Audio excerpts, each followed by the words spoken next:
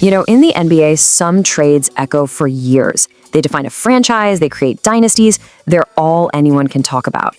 And then, sometimes, a move comes along that completely wipes the slate clean, as if the past just never happened.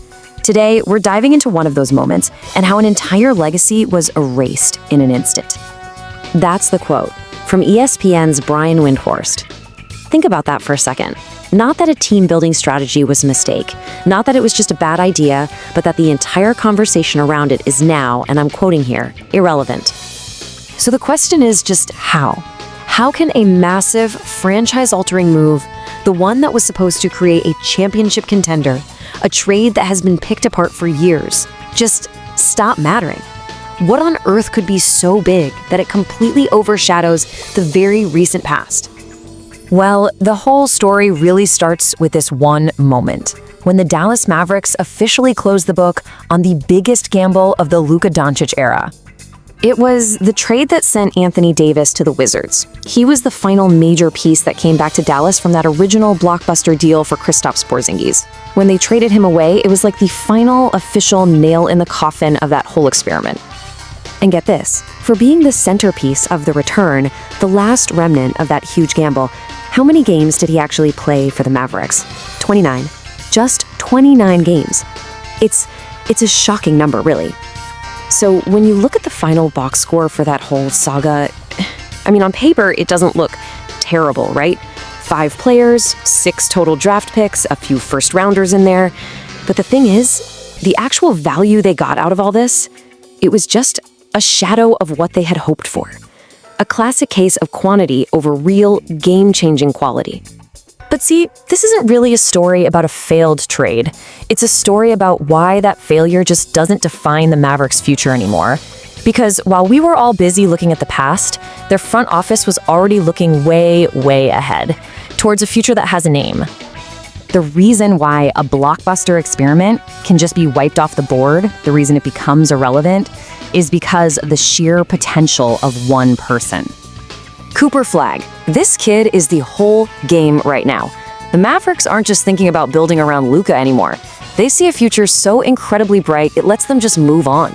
A player so promising that he represents a potential jackpot, a chance to completely reset their timeline. And this right here, this just lays it all out.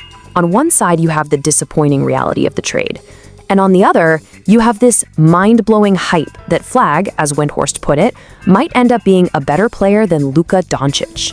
When that's the kind of talent that might be on the horizon, it completely changes how you see today.